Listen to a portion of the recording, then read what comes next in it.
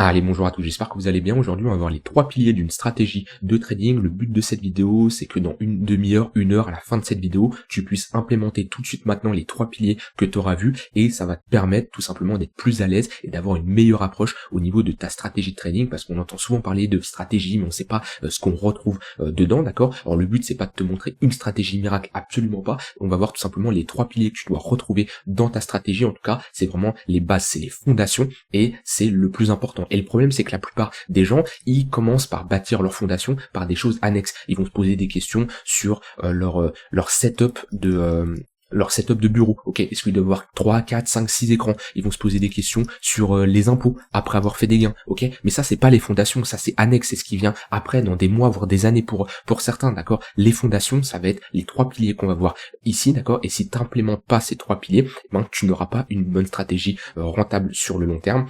Et la plupart des gens font l'erreur d'en voir qu'un seul. On va voir tout ça en détail. Comme le précédent cours, tu peux récupérer la fiche récapitulative de ce cours-là. C'est tout simplement une mind map qui va te permettre de la télécharger et de pouvoir la revisionner quand tu le souhaites. Ça te permet de te rafraîchir la mémoire et de revisionner tout simplement en quelques secondes l'entièreté de cette vidéo qui va durer plusieurs dizaines de minutes. Je l'ai fait lors du dernier cours. Il y en a beaucoup qui ont apprécié ce format-là parce que ça permet, avec un fichier PDF tout simple, de cliquer et de se rafraîchir la mémoire. Et voilà, vous pouvez relire vos notes tout simplement quand vous le voulez. Et je sais qu'il y en a beaucoup qui aiment bien ce format-là, de télécharger comme ça plusieurs PDF et de relire de temps en temps les cours qu'ils ont assimilés.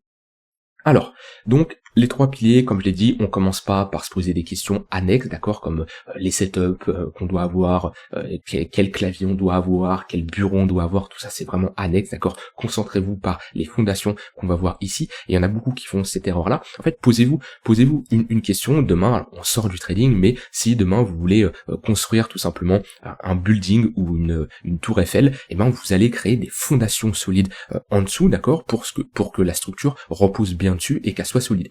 Le problème, c'est que la plupart des gens, les fondations ici qui construisent sont vraiment instables et ils font tout dans le mauvais ordre et ils se retrouvent après avec une stratégie qui ne fonctionne pas. Ils se demandent pourquoi et après ils commencent à remettre la faute sur les autres, d'accord? Donc on va voir 3 piliers, ok? Il y en a qui sont plus importants que d'autres et on va commencer par celui que en général tout le monde, on commence tous par là quand on arrive dans le monde du trading, c'est tout simplement les connaissances techniques. Hop, les connaissances techniques. Hop là. Alors, les connaissances techniques, c'est pas juste l'action du prix ou même c'est pas juste l'analyse technique, ça va quand même un peu plus loin que ça, mais on a une part dans les connaissances techniques, on a clairement une part d'analyse technique. Donc à l'intérieur, premier point, tac, on va retrouver l'analyse technique. Bien entendu, alors il y en a qui vont trader avec autre chose il y en a qui vont trader avec l'order flow, chacun a sa méthode, mais ici on va parler d'analyse technique, donc ça doit être quand même une partie de votre stratégie de trading, bien entendu, mais comme je dis là, on commence par le pilier le plus simple, celui que en général on commence tous par là, parce que quand on commence au trading, on regarde sur internet des tutos, et on commence par l'analyse technique, c'est la base, on va vous parler de chartisme, on va vous parler de RSI, etc., et on passe tous par là. Le problème c'est le seul pilier que beaucoup maîtrisent, et encore, ça dépend de vos connaissances jusqu'à où vous avez été en profondeur. Le problème c'est les 2 autres piliers qui sont selon moi plus importants que ces connaissances techniques sont vraiment négligés et c'est souvent là où il y a des lacunes. Donc qu'est-ce que je veux dire par les connaissances techniques? On va voir l'analyse technique, donc dedans tu peux retrouver l'action du prix. L'action du prix c'est quoi? C'est tout simplement de faire une analyse technique juste avec des choses toutes simples comme des zones de support, ça peut être des trendlines et ça va être juste une dynamique de marché avec une structure de prix qui sera haussière, baissière ou dans un range. Bref, l'action du prix c'est on fait pas de chartisme, on n'a pas d'indicateur technique ou autre, c'est tout simplement la représentation pure et simple du prix. Alors, il y en a qui vont utiliser le chartisme, donc tout ce qui va être pattern de retournement, structure en W, ceux qui vont utiliser les compressions, des canaux, des triangles ou autres, voilà. Ça, c'est le chartisme, ok? Et ce qu'il faut comprendre, c'est qu'il n'y a pas de méthode miracle. Il y en a beaucoup qui vont critiquer le chartisme. Il y en a beaucoup qui vont critiquer le price action. Et en fait, on s'en fout de la manière dans laquelle vous utilisez vos outils, vos indicateurs, etc. Il y en a qui vont utiliser des indicateurs techniques comme le RSI, le MACD, et il y en a beaucoup qui critiquent les autres en disant ça ne marche pas. Mais en fait, peut-être que ça ne marche pas pour toi, mais ça peut marcher pour les autres. Et des stratégies de trading, je vous le dis, il y en a des milliers, des millions. Et chaque profil peut avoir sa propre stratégie stratégie, d'accord? On n'est pas du tout obligé de copier celle des autres, et c'est ce que je vous déconseille. Et quand je vois que, par exemple, on a ici les phases de la lune. Donc les phases de la lune, c'est tout simplement les phases de la lune, et on a une réaction du marché assez souvent, hein, c'est ce qu'on a constaté depuis un moment sur le marché crypto. Lorsque on a une pleine lune, et on peut s'attendre à un bottom ou un top, d'accord? On voit qu'à chaque fois on alterne bottom, top, etc. C'est un truc tout con qu'on regarde comme ça, les phases de la lune, qu'est-ce que ça peut impacter le marché? Mais dans certains cas, ça a marché et ça a fonctionné. Alors on peut pas avoir une stratégie qui tourne juste là-dessus, mais peut-être, j'en sais rien, mais ça m'étonnerait pas que des gens, ils ont une stratégie rentable qui fonctionne avec les phases de la lune. Alors comme je dis, c'est pas le seul outil que vous allez mettre dans votre stratégie, d'accord? Votre stratégie, ça repose sur autre chose que là-dessus, sinon ça serait bien sûr tout simple, mais on voit que ça fonctionne. Et il y en a qui vont rigoler, il y en a qui vont se dire, mais comment ça peut fonctionner? En fait, on s'en fout. Le plus important, c'est que ça fonctionne. Et le but, c'est pas que vous essayez de convertir d'autres personnes en vous disant, ah oui, les indicateurs techniques, c'est mieux que le chartisme, le price action, c'est mieux que le chartisme, la smart money concept, ICT, tout ça, non. En fait, le but, c'est d'avoir quelque chose qui marche. Si tu fais une mix du price action, des indicateurs techniques, du chartisme ou autre, et que ça marche, c'est le plus important. Donc ça, c'est l'analyse technique. Alors, on va pas rentrer en détail sur comment utiliser tel outil, tel indicateur, c'est pas le but c'est de te montrer les 3 piliers, et après, avec cette arborescence qu'on va voir, tu pourras tout simplement, toi, de ton côté, de te former et d'aller, bien sûr, plus en profondeur, parce que là, je peux pas tout parler en détail, ça demanderait des heures et des heures pour vraiment faire une vidéo complète. Ici, le but, c'est les 3 piliers pour que tu saches tout simplement par quoi commencer si tu débutes, ou même si t'es perdu à l'heure actuelle, t'as pas les résultats que tu souhaites, de reprendre les bases. Des fois, ça fait pas de mal, de se dire, ok, je suis pas parti sur la bonne voie, c'est pas pour ça ce que j'ai appris est mauvais, c'est juste que j'ai pas la bonne structure et la bonne méthode qui peut être le cas pour beaucoup de personnes. Donc ensuite, on va voir également l'analyse fondamentale. Moi, je me mets dans les connaissances techniques, d'accord? Ça demande hop. Donc analyse fondamentale, j'entends ça par quoi? Donc là, ça va dépendre sur quel marché vous tradez, mais si on parle des cryptos, ça va être le fondamental d'un projet. Donc ça, vous pouvez aller sur CoinMarketCap, sur CoinGecko, vous pouvez lire les white papers, suivre des personnes sur Twitter, regarder des vidéos, et voilà, ça peut être, alors ça va plus concerner des personnes qui font du trading sur du swing, sur du moyen long terme, d'accord? Quelqu'un qui fait de l'intraday en général, le fondamental d'un projet impacte peu, d'accord? Mais voilà, dans l'analyse fondamentale, on va retrouver le fondamental d'un projet, on va retrouver la tokenomics, d'accord? Ça c'est, on va dire, l'économie du projet, comment tout ce qui tourne autour de l'économie, l'offre en circulation, l'offre max, ça va être la distribution des jetons, ça va être les prochaines émissions de jetons qui peuvent impacter clairement le prix. Ça c'est quelque chose à prendre en compte dans l'analyse fondamentale. On va voir également les narratifs, ok, ça c'est un point très important. Les narratifs, ça va être tout simplement une hype qu'on va connaître sur différentes cryptos. Je sais plus, on peut les voir ici, crypto-monnaie, catégorie. Donc voilà, on va avoir des hypes sur l'intelligence artificielle, sur l'interopérabilité, sur les layers 2. Bref, ici, on a des catégories qui répartissent les cryptos, d'accord, dans ces catégories, et on va voir des certaines hypes, tout simplement. Des fois, ça va être sur les mêmes coins, l'Ethereum écosystème. Bon, voilà, on a plusieurs narratifs, et c'est bien d'avoir cette connaissance, d'accord. On repose pas toute notre stratégie sur l'analyse technique, parce que on peut faire une analyse technique sur n'importe quel chart, mais vous êtes bien d'accord que vaut mieux faire une analyse technique sur un secteur qui performe mieux, d'accord. Vous aurez automatiquement des meilleurs résultats, et ça, selon moi, ça rentre dans l'analyse fondamentale. On va voir aussi tout le côté, pour certains, macroéconomie. Alors tout ce que je dis, vous n'êtes pas obligé de tout implémenter. Il y en a qui vont absolument pas mettre les narratifs dans leur stratégie, il y en a qui vont pas mettre la tokenomics, mais c'est tout simplement des pistes de réflexion que vous pouvez prendre dans votre analyse de fondamentale. Maintenant, vous n'êtes pas obligé de mettre tout en place de ce que je vais dire. Le but d'une stratégie, c'est qu'elle fonctionne. Plus vous mettez de choses, c'est pas parce que vous mettez plus de choses qu'elle va fonctionner. Ça veut absolument rien dire. Au contraire, ça peut clairement vous offrir zéro opportunité parce que vous avez une stratégie qui est trop stricte et vous n'avez pas d'opportunité. Ça peut être également la macroéconomie. Donc il y en a qui vont surveiller le calendar économique, voir les news qui vont arriver, vont s'adapter en fonction du marché, vont s'adapter en fonction du S&P, d'accord, du marché US, en fonction de l'indice du dollar, ok, en fonction des taux d'intérêt, de l'inflation, en fonction des news qui vont sortir. Ça c'est une possibilité aussi, mais pareil, ça va être pas spécialement quelqu'un qui va faire du scalping ou de l'intraday, mais quelqu'un qui va se positionner sur du moyen terme, on va dire du swing trading. Dans les connaissances techniques, on a également notre setup. Alors je le mets dedans. Donc le setup de trading, ça va être tout simplement, on peut définir ça comme un ensemble de règles qu'on s'est fixées où lorsque celles-ci sont déclenchées, eh ben la personne, le trader, va rentrer en position. Donc c'est un ensemble de règles. On va se dire ok, règle numéro 1, c'est d'avoir un marché qui est haussier. Règle numéro 2, c'est d'avoir peut-être un retracement de ce marché haussier dans une zone de localisation qui va être mon niveau de support. Règle numéro 3, on peut prendre de l'analyse fondamentale, ça va être, alors je l'aurais mis au début du coup, 0, ça va être d'être sur le narratif IA, parce que c'est lui qui performe le mieux, d'accord, etc., etc. C'est un ensemble de règles qu'on va se fixer. Ok, alors, chacun va être libre d'avoir 3, 4 règles, 6 règles, 7 règles. Alors plus t'en mets, techniquement moins t'as de chance d'avoir un setup. Alors faut pas avoir non plus une seule règle parce que sinon c'est pas un setup, d'accord.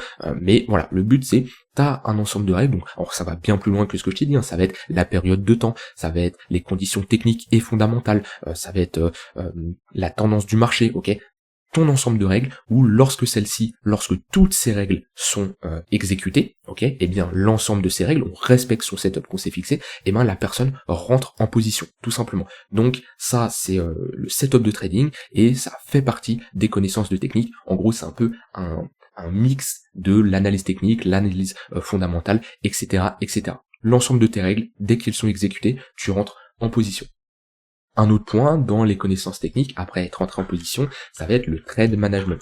Ok, parce que t'es rentré en position, c'est très bien, mais oui, t'as fait une partie de ton travail avant avec ton analyse, etc., etc. Le plus gros est fait parce que t'as déjà en avance défini logiquement ta zone de prise de profit, de stop loss en fonction de ton setup, de ta stratégie, d'accord. Mais dans le trade management, là, il y a la gestion de trade. Chacun a sa gestion de trade qui fonctionne à ses yeux, hein. Chacun gère sa manière, mais ça va être ok, mon stop loss, mon TP, où est-ce que je le mets.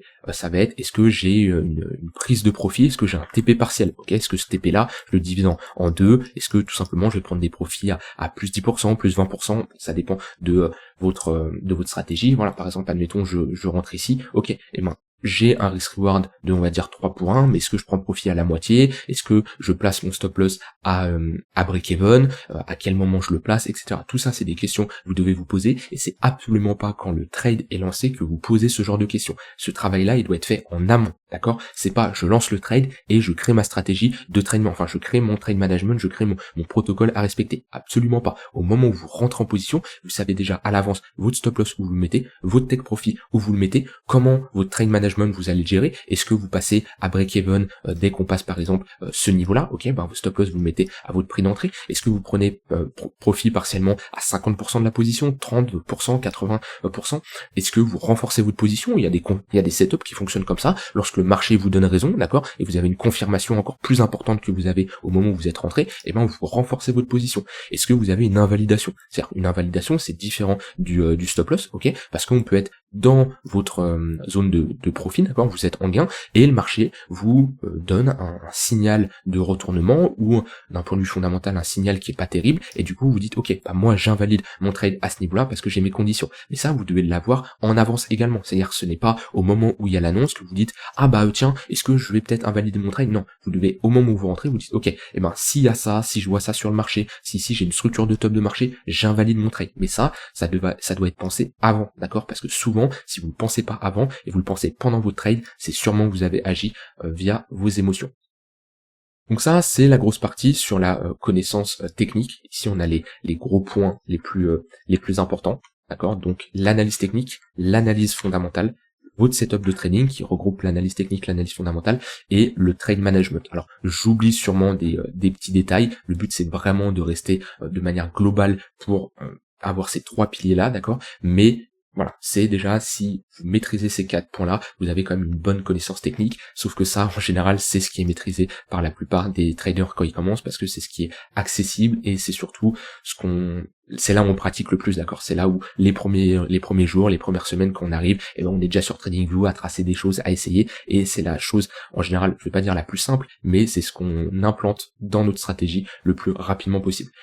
Le deuxième point qu'on va aborder, c'est un point qui est déjà beaucoup plus négligé. Ok. À la fin, je vous dirai le ratio selon moi de ce pilier 1, c'est du 20-30% par rapport à votre stratégie globale, selon moi, d'importance. Donc, connaissance technique numéro 1, ce second point-là, il est beaucoup négligé, surtout quand on commence, parce qu'il y en a beaucoup qui ne comprennent pas cette partie-là et qui s'en moquent, parce qu'ils se disent, bon bah, c'est pas un point important, parce qu'un bon trader, c'est un trader qui gagne, donc il doit pas se soucier de ça, et ça, c'est tout simplement le money management. La gestion de votre risque, tout simplement, ça va au-delà de la gestion de votre risque, et ça c'est vraiment le deuxième pilier, et bah voilà, il y en a beaucoup qui ont ce raisonnement qui se disent, ah non mais moi si je suis un expert en analyse technique, j'ai pas besoin de money management, attends si tous mes trades passent, si je fais que de gagner, ça sert à quoi d'avoir une bonne gestion de son capital? Le meilleur trader n'a pas une bonne gestion de son capital, du coup il gagne tous ses trades, c'est pas comme ça se passe, et sinon ça serait vraiment trop simple, et ça c'est beaucoup négligé, sauf que je vous le dis clairement, quelqu'un qui a des bonnes connaissances en technique, et qui a un mauvais money management, il sera perdant. Alors qu'une personne qui a un excellent money management et qui est quand même bon, je vais pas dire mauvais parce que ça marchera pas, mais qui est bon, mais qui n'est pas excellent, il peut être rentable et il peut faire des bénéfices sur le marché, d'accord? Parce que le money management, c'est un point très important. Qu'est-ce qu'on retrouve dans le money management? On va retrouver, hop, tac. On va retrouver tout simplement la gestion du risque. Alors, la gestion du risque, c'est le premier point qu'on aborde en général dans le money management, ça va être votre risque par trade, ok? Est-ce que lorsque vous tradez, vous risquez 1% de votre capital? Alors déjà, le money management, c'est se fixer un capital de trading, d'accord? Ça va être, ok, déterminer un montant qu'on alloue au trading. Alors quand je dis on alloue, c'est pas spécialement qu'on va tout mettre sur un exchange et qu'on va trader. Non, demain, vous pouvez vous dire, ok, bah moi j'ai un capital de 5 000 $, ok, mais sur un exchange, hein, Binance, BingX, Bybit ou autre, vous n'êtes pas obligé de déposer les 5 000 $, d'accord? Mais c'est votre capital que vous décidez d'allouer au trading, il doit être bien réfléchi. Alors là, je vais pas spécialement vous donner de conseils parce que ça dépend que de vous, ça dépend de votre situation, ça dépend de votre patrimoine, ça dépend du temps que vous voulez allouer au trading, ça dépend de vos connaissances, de vos compétences, ça vraiment, ça regarde que vous. Ce que je peux vous recommander, c'est mettez déjà un capital si vous commencez assez faible, parce que si vous n'arrivez pas à gérer 1 000 $, vous n'allez pas réussir à gérer 100 000 $. On raisonne toujours en pourcentage, d'accord? Il y en a beaucoup qui vont dire, ah oui, mais 1 000 $, tu fais des gains de 30, 40, 50 $. Oui, mais en fait, ce qui compte, c'est le gain en pourcentage, d'accord? Si déjà, après 6 mois, 1 an, tes 1 000 $ se sont transformés en 800 $, voire moins, d'accord, voire 0 $ pour beaucoup qui vont cramer leur capital parce qu'ils vont avoir un mauvais money management, ça sert à rien d'aller gérer du 10 000 $, d'accord? Si vous ne gérez pas 1 000 $, vous n'arriverez pas à gérer 10 000 $, 100 000 $, etc., etc. Donc ça, c'est vraiment important à comprendre, et ça passe par définir son capital et avoir une bonne gestion du risque. Une gestion du risque, c'est tout simplement définir un risque par trade. Lorsque vous rentrez en position, vous avez un stop loss, d'accord? Ce stop loss, s'il est déclenché, vous perdez de l'argent. Et là, c'est important de définir quel est le montant que vous allez perdre au moment où on va chercher votre stop loss, d'accord? Alors ça, clairement, je vous recommande d'avoir un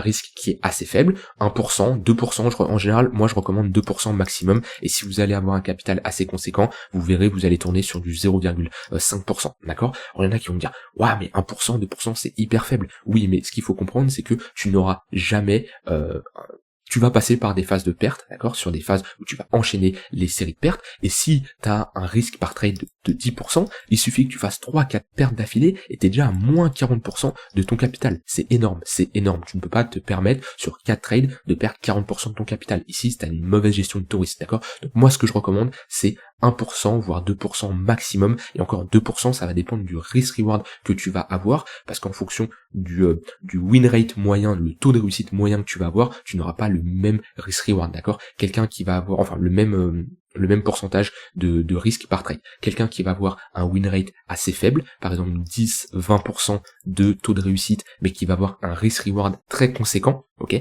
Donc c'est-à-dire quand il gagne, il va chercher du 7-8 pour 1, et ben il aura clairement une gestion de risque beaucoup plus faible, parce qu'il peut enchaîner les trades perdants, tout simplement.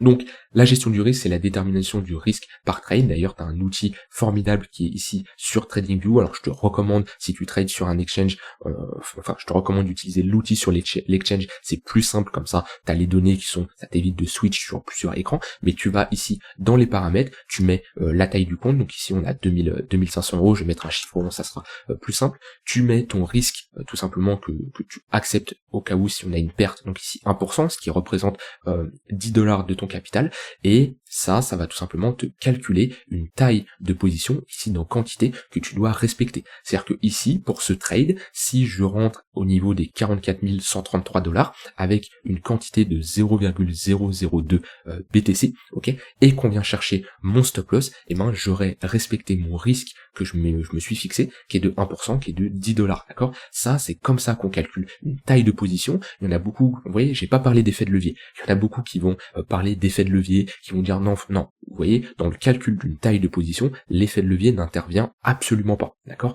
Et ici, vous avez une représentation simple de comment on calcule sa taille de position sans... Alors, il y en a qui vont utiliser un fichier Excel, ça demande de connaître les formules et tout, les formules sont absolument pas compliquées, mais on reste simple, d'accord, je vais pas rentrer dans les détails. Avec l'outil Risk Reward, vous mettez ici votre taille du compte, ok, donc si vous êtes à un compte de 1000 $, vous mettez 1000 $, la taille du lot, vous ne changez rien, le risque 1%, ok, ou 2%, 0,5%, ça dépend de vous, automatiquement, si je prends plus de risques, je vais avoir ici une taille de position plus importante, mais ici, je perdrai 2% de mon capital, donc je perdrai 20 $, ok, et vous respectez tout simplement cette zone de stop loss, votre zone d'entrée, votre TP, enfin votre TP n'intervient pas dans le calcul de la quantité, ok, et vous respectez cette quantité, et si vous avez bien mis votre stop loss et vous avez bien calculé la quantité, enfin vous avez bien respecté tout ça, vous perdrez ici le montant que vous avez défini ici. Ça, c'est votre gestion du risque, donc elle est définie par trade, elle peut être définie par plan de trading, hein, par setup de trading, en fonction de tu peux avoir plusieurs setups de trading, en fonction de ta confiance par setup de trading, tu peux allouer un pourcentage un peu plus important ou pas. Par exemple, je prends le cas que tu es en train de développer un nouveau setup, ok, il est tout nouveau, tu ne le connais pas assez bien, tu ne vas pas risquer le même pourcentage qu'un setup que tu utilises depuis 1 an, 2 ans et qui fonctionne, d'accord. Tu vas avoir un risque par trade de 0,1% ou 0,2%, d'accord, mais automatiquement, il sera beaucoup plus faible. Donc ça, la gestion du risque, donc c'est un risque par trade, un risque par plan de trading, par setup, ok, en fonction de ta confiance. Ça peut être également un risque en fonction de le contexte du marché, ok. Si on est dans un marché qui est plus compliqué à trader, par exemple que t'enchaînes les pertes, on verra après, on parlera de stratégie de drawdown, mais si le marché est plus compliqué à trader, etc., tu peux réduire ton risque, d'accord, si tu vois que t'es pas à l'aise. Alors, c'est là où c'est compliqué parce que tu peux ne pas être à l'aise à cause de tes émotions. Voilà, faut essayer d'être réaliste quand on dit que le marché il est difficile à trader. C'est pas toi spécialement ton ressenti d'un point de vue émotionnel, mais vraiment que le marché, ce qui prouve, ce que t'as sous les yeux, il est compliqué à trader. Ça peut être une faible volatilité, ça peut être peu d'opportunités, etc., des conditions qui sont pas favorables, et du coup, on va réduire notre risque. Très important, la gestion du risque. Ensuite, on a tout simplement on va appeler ça le drawdown management. Alors, le drawdown management, ça va être une stratégie de drawdown qu'on va mettre en place, puisque tu vas avoir des phases de perte où tu vas enchaîner 2, 3, 4, 5 pertes d'affilée, ça peut arriver, et oui, hein, parce qu'il y en a qui vont penser que trader c'est avoir 90% de win rate, absolument pas, on peut être rentable avec 30, 40% de win rate, on en reparlera après, et du coup, tu peux passer par des phases difficiles, des phases où tu vas enchaîner les pertes, 3, 4, 5 trades, et voire plus, hein, ça dépend de ton taux de réussite moyen, et tu peux pas avoir un drawdown management, c'est tout simplement une stratégie qui va réduire ton risque si tu enchaînes les pertes, d'accord, parce qu'il y en a beaucoup qui ont le profil inverse de ce que je vais raconter ici, c'est quand tu as un trade perdant, 2 trades perdants, 3, 4, 5, et ben il y en a qui vont se dire ah bah je veux me refaire, et du coup ils vont augmenter leur taille de position, donc ils vont augmenter ici soit leur taille de compte, soit leur risque, ok, ils vont passer à 4, 5%, parce que ils vont essayer de vouloir se refaire, ils vont vouloir récupérer les gains,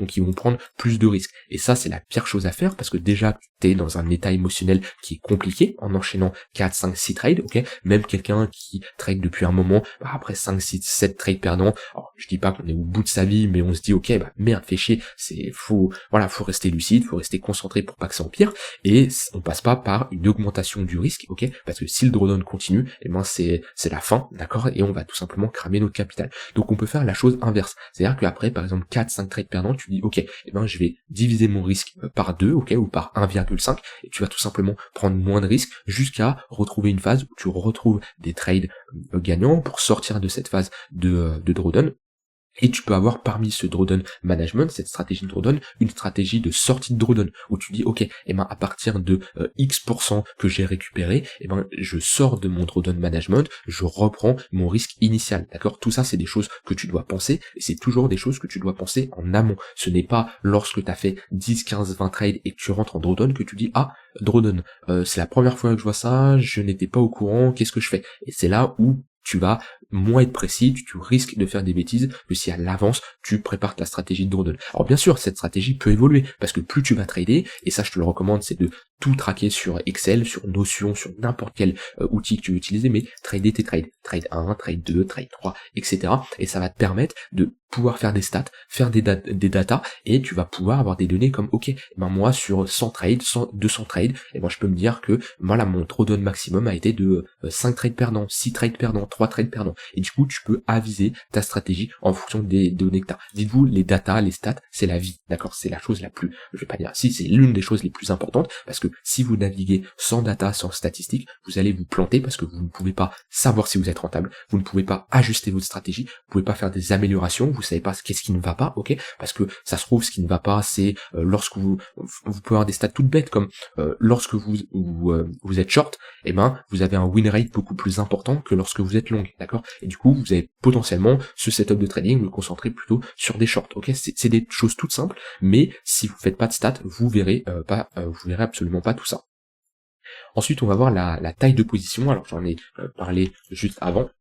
Donc bien calculer sa taille de position, c'est important. Et attention à savoir pourquoi on utilise du levier.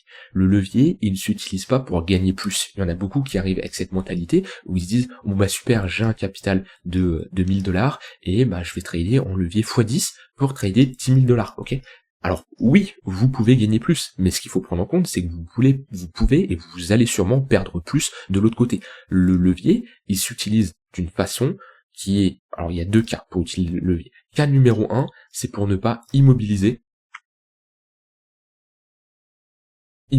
son capital. Ok? Pourquoi? Parce que si vous avez plusieurs setups qui s'enclenchent, ok, ça vous demande une taille de position, et admettons que vous avez une taille de compte de 1000$, et ben ça, le trade que vous prenez, il peut vous demander, en fonction ici de la quantité qui a été donnée, hein, ça peut vous demander par exemple 400$, ok, parmi votre taille de compte. Sauf que si vous avez 3-4 setups qui s'enclenchent, vous n'avez pas ici le capital. Du coup, vous allez utiliser un effet de levier, mais cet effet de levier, il ne permet pas de gagner plus, d'accord? Il permet tout simplement de ne pas immobiliser tout son capital dans un trade. Moi, quand je trade, ok, quand je définis une zone d'entrée et une zone de stop loss, et du coup je calcule ma taille de position, que j'utilise un effet de levier x20, x10, x5, x100 ou x1, je gagne et je perds le même montant, peu importe le levier que j'utilise, d'accord? Ce qui compte, c'est ma taille de position. C'est-à-dire que si pour ma taille de position, j'ai besoin j'ai besoin d'un montant de 10 000$, soit je prends 10 000$ en levier x1, soit je prends 1000$ en levier x10, ok? Mais dans tous les cas, ma taille de position ne change pas. Et c'est là où l'effet de levier, je vais pas dire il sert à rien, mais il y en a beaucoup qui voient ça comme quelque chose de miracle, ok? L'effet de levier sert juste à ne pas immobiliser l'entièreté de votre capital dans un trade. Et dans certains cas, si vous avez un stop loss qui est trop serré, ok, ça va vous demander une taille de position qui va être trop importante. Par exemple, ici, si je prends, hop, on me demande 0,075 BTC, 0,075 BTC, fois le prix 44 000. Hop. Ici, ça me demande une taille de position de 3300$. Sachant que j'ai une taille de position, une taille de compte de 1000$. Ici, je n'ai pas le capital recommandé. Donc ça, si vous faites du scalping de l'intraday et que vous avez un stop loss qui est très serré par rapport à votre prix d'entrée, ça va vous demander une taille de position assez conséquente. Et là, oui, vous utilisez un effet de levier. Attention, lorsque vous utilisez un effet de levier, vous pouvez vous faire liquider. Ok, ça c'est en fonction de la variation qu'il va y avoir. Si par exemple vous utilisez un effet de levier x5 et qu'il y a une variation de 20%, vous faites liquider, c'est-à-dire votre position est automatiquement clôturée. Si vous utilisez un effet de levier x10, une variation de 10%. Ok, un effet de levier x2, une variation de 50%. Ce qu'il faut comprendre, c'est que l'effet de levier fois le pourcentage, c'est toujours égal à 100. D'accord? Donc si j'utilise un effet de levier x50, il me faut une variation de 2% pour me liquider, ok? Effet de levier fois le pourcentage de variation est égal toujours à 100. Et ça, lorsque vous placez votre stop loss, vous devez bien déterminer si vous n'allez pas vous faire liquider avant de exécuter votre stop loss. Taille de position, on a vu, drawdown management, la gestion du risque, et il m'en manque un, c'est tout simplement le risk-reward. Alors, le risk-reward, c'est tout simplement combien vous êtes prêt à risquer pour combien vous allez gagner. Donc, si je prends ici un trade tout simple, ici, je place mon stop-loss, je mets mon take profit ici à 2 pour 1, 3 pour 1. On voit ici, il y a ratio risque-récompense 3 pour 1, on va prendre 4 pour 1. Et ben, ça veut dire que vous vous apprêtez à risquer 1 pour gagner 4. Donc, ici, on a 1, ok, pour gagner ici 4. D'accord? Tout simplement. Ici, on a 1. Pour gagner 4. Donc si je décide de perdre 10 $, si on vient chercher mon stop loss, c'est-à-dire que de l'autre côté, si je prends TP ici, je gagne tout simplement 40 $. Je risque 10 pour gagner 40. Donc je risque 1 pour gagner 4. Ok. Si je risque 20 ici, c'est pour gagner de l'autre côté 80. D'accord. Ce qui est important, c'est d'avoir toujours un risk reward au moins supérieur à 2 pour 1. D'accord. On laisse toujours courir les gains et on coupe rapidement les pertes. Et voilà, ne faites pas l'erreur d'avoir l'inverse de ici risquer, donc avoir un risk reward comme ça, où là vous risquez 10 pour gagner 5. Absolument pas. Ça c'est absolument pas la bonne mentalité à avoir. Dites-vous, quand vous lancez un trade, il y a 4 issues possibles. Soit vous faites un gros gain, soit vous faites un petit gain, soit vous êtes à BE, break-even, c'est-à-dire vous gagnez rien, vous perdez rien, soit vous faites une petite perte. Mais il n'y a jamais de grosse perte. Ok, ça c'est vraiment important et vous devez avoir ce raisonnement à chaque fois que vous rentrez en position. Et le risk reward vous permet de vous faire comprendre actuellement que vous pouvez être rentable sans avoir 90-95% de taux de réussite. Dites-vous, avec un risk reward de 2 pour 1, ok, vous avez besoin de 33% de win rate sans compter les frais pour être à break-even. 34% de win rate, vous êtes rentable. Je prends pas en compte les frais. 3 pour 1, vous avez tout simplement besoin de 25% de taux de réussite pour être rentable, sans prendre en compte les frais. Donc quelqu'un qui a un setup qui tourne avec un risk reward de 3 pour 1 et qui fait du 35-40% de win rate, il a plus de fois tort que raison, ok, puisqu'il a tort sur 100 trades 60 fois et il a raison 40 fois, mais pourtant il est rentable. Voilà pour la partie money management. J'ai dit pas mal de choses très intéressantes. Comme je vous dis, vous n'avez pas besoin de prendre de notes, ok. Vous pouvez toujours ici récupérer la fiche qui me permet de faire ce cours et de vous expliquer tout en détail. Ça vous permet de relire facilement et de vous rafraîchir la mémoire, parce que je sais ce que je dis, c'est assez conséquent. Vous pouvez pas tout retenir, mais le but c'est voilà, vous soyez concentré là-dessus, pas besoin de prendre de notes. Ensuite vous téléchargez la fiche et vous pouvez la ressortir quand vous voulez. Dernier point. Et ce point-là, il est sous-estimé, je l'ai sous-estimé aussi quand j'ai commencé à trader, tout le monde le sous-estime, et en fait, on se rend compte que c'est le point le plus important quand on commence à gagner en expérience. Je le mets tout simplement dans la stratégie, parce que pour moi c'est un point important. Ok, il y en a qui vont dire, ah non, ça fait pas partie de la stratégie, c'est autre chose. Moi je le mets dedans, c'est tout simplement le facteur psychologique. Il y en a qui vont dire ça fait pas partie de la stratégie. Moi, pour moi, ça fait partie de la stratégie parce que le facteur psychologique c'est vous et votre stratégie c'est vous, d'accord. Et quelqu'un qui n'est pas discipliné, quelqu'un qui n'a pas une attitude positive, il ne pourra pas être rentable sur les marchés, d'accord. Et ça fait clairement partie d'une stratégie. Et ça, je vous le dis, c'est le pilier le plus important, d'accord. Au début, quand on arrive, on se dit ouais, bon, allez, ici c'est 90%, ici c'est 5 et ici c'est 5, ok. Et je vous le dis, c'est pas comme ça que ça marche, ok. Et vous pensez sûrement comme ça actuellement, si vous venez de commencer à trader. Maintenant, moi je vous le dis, ici c'est, allez, entre 10 et 20, ok. Ici c'est ici c'est un 30%, et ici c'est un 60%. 60, 30, 10. Ouais, 10, 20...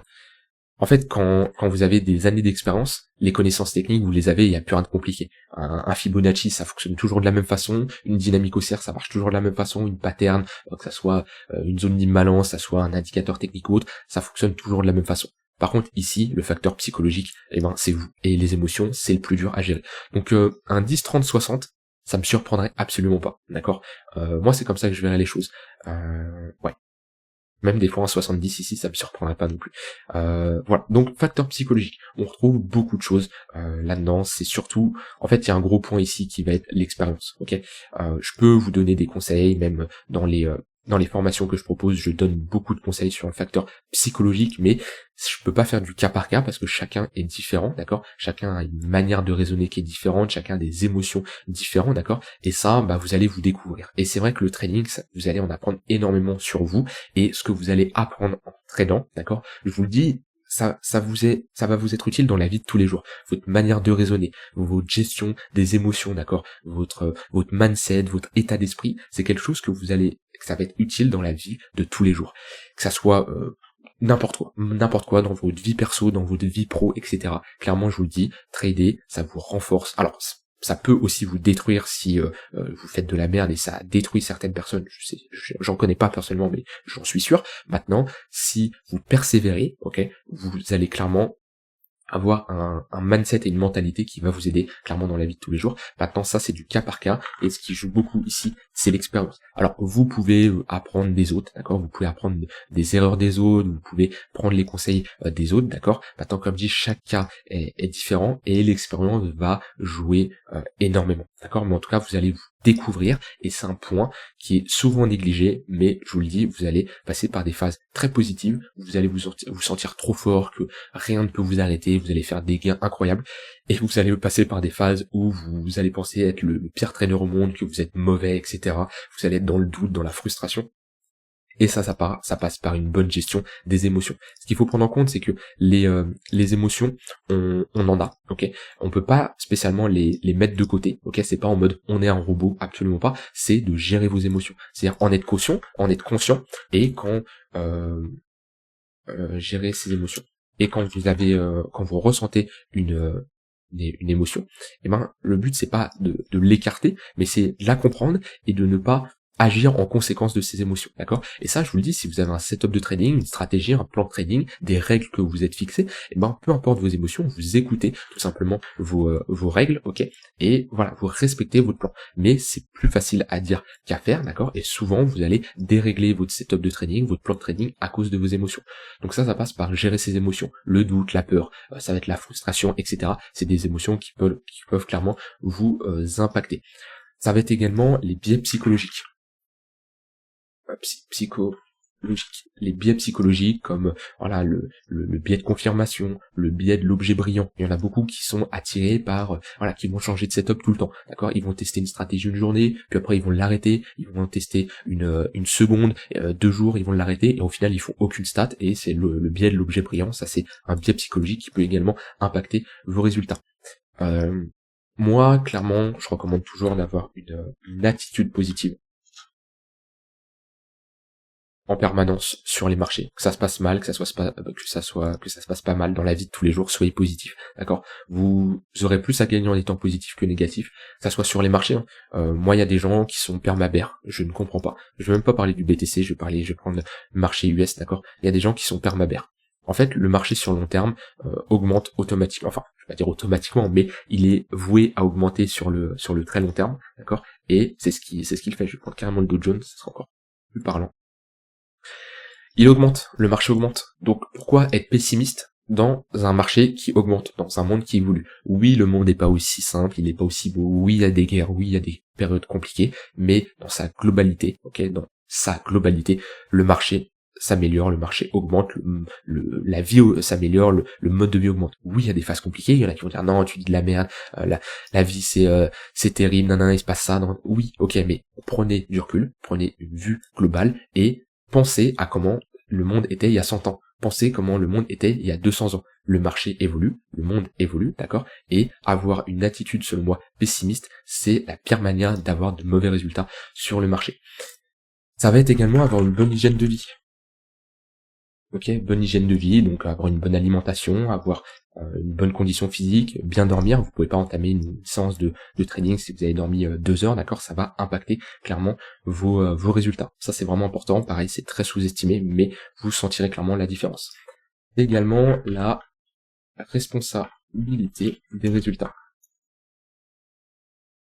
La responsabilité des résultats, c'est ne pas blâmer quelqu'un d'autre parce que vous avez perdu, d'accord? Absolument pas. Il y en a qui vont vous dire oui, les market makers manipulent le marché, oui, c'est à cause des baleines qui manipulent le marché, oui, j'ai pas de chance. Non, ça marche pas comme ça. Tes résultats, c'est ta faute, ou c'est grâce à toi. Si tu as des résultats positifs, c'est grâce à toi, les gains viennent de toi, mais les pertes aussi, d'accord? Ça c'est vraiment important. Acceptez, soyez responsable tout simplement. Donc attitude positive, etc. Être discipliné, ok. Être discipliné, très important. Qu'est-ce qui nous fait tenir sur le long terme? Alors oui, la motivation c'est important, on est tous motivés, mais en général on est motivé quand on commence quelque chose. Alors on peut être motivé aussi parce qu'on est passionné, oui, mais on a toujours des phases difficiles. Même une personne qui est passionnée par quelque chose, ça peut être un sport, ça peut être par une activité, ça peut être par n'importe quelle chose, il va connaître des phases difficiles, d'accord? Quelqu'un qui est passionné par exemple par la course à pied, qui fait de la course à pied tout le temps et qui vise les JO, qui vise n'importe quelle compétition, eh ben il va avoir des phases où il va pas avoir envie de s'entraîner, il va avoir des phases où il va pas avoir du tout envie de se lever pour aller courir le matin, ok? Mais c'est sa discipline, c'est le fait qu'il soit discipliné qui va se dire ok, eh ben je m'en fous, je n'écoute pas mes émotions qui me disent de rester dans mon lit et de patienter, de rien faire. Non, je suis discipliné, j'y vais et je travaille, d'accord? Donc ça va être respecter, tenir un bon journal de training, respecter son plan, respecter ses règles qu'on s'est fixées, d'accord? Faire une analyse quotidienne, hebdomadaire, enfin ça dépend de ce que vous fixez comme temps investi sur les marchés, mais soyez disciplinés. Et le dernier conseil, je vais le mettre dans le facteur psychologique, je l'ai mis dans le facteur psychologique, mais oui, on peut le mettre, c'est se former, ok? Se former, c'est important, cherchez toujours à augmenter vos connaissances, vos compétences. Les marchés, on en apprend toujours. Ça peut être sur des projets crypto, ça peut être sur le fondamental d'une crypto, ça va être sur la tokenomics, ça va être sur l'économie, ça va être sur les marchés traditionnels, marchés boursiers, les matières premières ou autres. Alors, le but c'est pas non plus que vous soyez spécialiste partout parce que ce n'est pas possible, d'accord, mais essayez d'être curieux, essayez de vous former et d'aller en profondeur des choses. Cherchez toujours à être meilleur et aller vraiment en profondeur des choses pour tout simplement progresser. Donc ça va être regarder des vidéos comme vous faites actuellement, c'est très bien et là-dessus je vous félicite parce que c'est pas tout le monde qui va regarder l'entièreté de cette vidéo. La plupart des gens ils attendent juste l'analyse sur YouTube qui vous dit ok bah ici on a une zone de support, ici on doit faire ça, si ça, d'accord, et malheureusement la plupart des gens sont comme ça et ces gens-là je vous le dis malheureusement sur le long terme c'est pas comme ça qu'ils vont avoir des résultats, alors que toi qui es en train de regarder cette vidéo, t'essayes de te former, t'essayes de comprendre, et clairement, t'auras beaucoup plus de chances d'avoir des résultats sur le long terme que de regarder juste et d'attendre la personne qui va dire ok achète et vends, d'accord? Pour moi c'est pas le bon état d'esprit à avoir. Je l'ai eu au début quand j'ai commencé à trader il y a 5 ans, je l'ai eu moi aussi à vouloir suivre des gens, mais au final je me suis rendu compte que c'était mieux que j'apprenne et je me fasse confiance à moi. Donc à moi-même, en moi-même. Donc regarder des vidéos, ça va être lire des livres. Dans les livres, on peut en apprendre beaucoup. Je parle pas spécialement de livres sur l'analyse technique. Je parle surtout des personnes qui vont parler de leur façon de trader, mais surtout d'un point de vue psychologique, d'accord. Qui vont dire les erreurs qu'ils voient souvent, qui vont parler d'expériences, de situations qu'ils ont vécues, d'accord. On peut clairement s'en inspirer. Voilà, donc ça va être lire des livres, écouter des vidéos, ça va être également suivre des formations. Donc il y a de très bonnes formations en ligne, on a des moins bonnes, faut essayer, d'accord. Une formation, ça peut vous faire gagner énormément de temps, parce que clairement, si vous apprenez à trader tout seul dans votre coin, juste avec l'expérience, ça va prendre clairement des années. Que si vous suivez une bonne formation, ça peut vous faire un gros résumé sur pas mal de choses, d'accord, et ça peut vous faire gagner des mois, voire des années. Ok. Donc après, c'est à vous de voir si vous avez le budget, si vous avez l'argent à investir dans une formation pour éviter de mettre 2, 3, 4, 5 ans à apprendre quelque chose que vous pouvez l'apprendre en quelques mois, d'accord. Voilà, je pense que j'ai dit tout ce que j'avais envie de dire sur ces 3 piliers, d'accord. Si vous raisonnez de cette manière selon moi et que vous avez ces 3 piliers qui forment votre stratégie, et ben vous aurez déjà un très très bon départ, ok. Creusez en profondeur dans chaque aspect. Et comme je dis, voilà, c'est vos 3 piliers. Et il y en a beaucoup, comme je l'ai dit au début de vidéo, qui vont faire l'inverse, qui vont commencer à dire oui, bon bah moi, il me faut 6 écrans, il me faut ci, il me faut ça. Non. Commence déjà par te former, à comprendre les 3 piliers ici, et à les mettre en place. Et ensuite, si tu commences à déjà être passionné, que t'as pas abandonné au bout de quelques semaines, quelques mois, là tu pourras déjà avoir un setup de bureau, à te renseigner sur des choses annexes qui sont pas les plus importantes. J'espère que ça t'a plu. Si t'as des questions, n'hésite pas. Je t'invite, comme je te l'ai dit en début de vidéo, à télécharger la fiche récapitulative qui va tout simplement te permettre de ressortir tout ce que je t'ai dit là de manière synthétique avec 1 minute de lecture, ça suffit pour te rafraîchir tout ce que je t'ai dit là, ok? Et ça te permet d'être à jour, parce que je sais que, en général, on regarde une vidéo, on dit je vais pas oublier, sauf que après, le cumul d'informations, dans 2 semaines, même quelques jours, t'auras sûrement oublié quelques points que j'ai abordés ici, donc ça te permet de te rafraîchir la mémoire. C'est entièrement gratuit, tu rentres ton mail, tu fais recevoir la fiche, le lien est en description. Je te souhaite une très bonne fin de journée, dis-moi si t'aimes ce genre de format, je vais essayer de continuer à en faire, et on se retrouve demain pour une prochaine vidéo. Bye bye.